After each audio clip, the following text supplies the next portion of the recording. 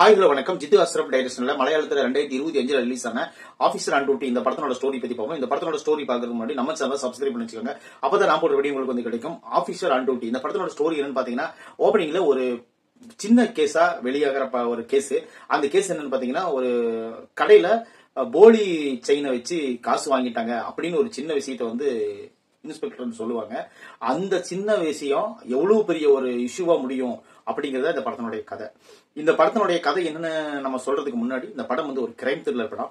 இந்த படத்துல வந்து எல்லாருமே நல்லா தான் நடிச்சிருந்தாங்க. இந்த படத்தினுடைய ஆணிவேர் வந்து ஒரு கவரிங் நகை கொண்டு அடகு வைக்கிறது தான்.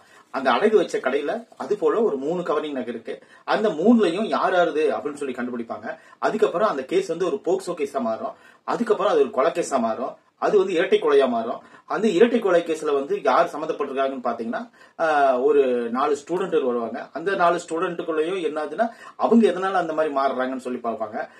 அதுக்கு பின்னாடி ஒரு பெரிய ஒரு கேஸை கொண்டு போய் படத்துல முடிச்சிருப்பாங்க. இந்த படம் ஒரு ஸ்லோவான படம் தான். ஸ்லோவான படமா இருந்தா கூட இந்த படம் வந்து காட்சி அமைப்புகள் அவ்வளவு ஒரு விறுவிறுப்பா இருந்தனால என்னன்னு தெரியல. இந்த படம் கண்டிப்பா நீங்க பார்த்து என்ஜாய் பண்றதுக்கு உண்டான எல்லா விஷயங்களும் இந்த படத்துல இருக்கும்.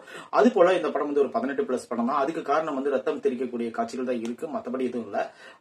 இந்த படத்துல வந்து நம்ம ஹீரோவா நடிச்சிருக்கிற அவர் வந்து பயங்கர கோபக்காரா இருப்பாரு. அவர் பிரியாமணி அவங்களுடைய வைஃப் இருப்பாங்க. அவர் வந்து அந்த அளவுக்கு கோபப்படுறதுக்கு காரணம் என்னன்னு பாத்தீங்கன்னா, அவருக்கு நடந்த ஒரு பிளாஷ்பேக் இருக்கும். அதுவும் ஒரு சிறப்பான பிளாஷ்பேக்கா கொடுத்திருப்பாங்க. மகளை காணாம துடிக்கிற சீன்லயும் சரி, வேலை போயிருச்சு அப்படின்னு நினைக்கிற சீன்லயும் சரி, என்னாலும் சரி அவங்களை கொன்னே தீரணும் அப்படின்னு சொல்லிட்டு ஒரு முடிவு எடுத்துட்டு வெறியோட கிளம்புற சீன்லயும் சரி, அவர் தன்னோட நடிப்பை வந்து சிறப்பா வெளிப்படுத்திருக்காங்கிறது எந்த விதமான ஆட்சேபனை கருத்து கிடையாது. இந்த படத்துல இருக்கிற எல்லாருமே சப்போர்ட்டிங் கேரக்டர் ஆகட்டும், ஆர்டிஸ்ட் ஆகட்டும், எல்லாருமே கரெக்டா நடிச்சிருப்பாங்க.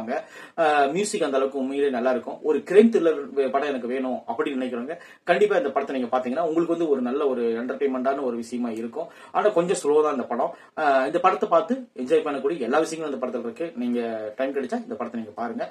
மலையாள படங்கள்ல எப்பயுமே ஒரு கிரைம் த்ரில்லருக்குன்னு ஒரு ஸ்பெஷல் வச்சிருப்பாங்க. ஒரு சின்ன விஷயத்தை எடுத்துக்கிட்டு அது வந்து ஒரு முழுமையான படமா கொண்டு போய் காட்டியிருப்பாங்க. அது போலதான் இந்த படமும் ஆபீசர் ஆன் டியூட்டி.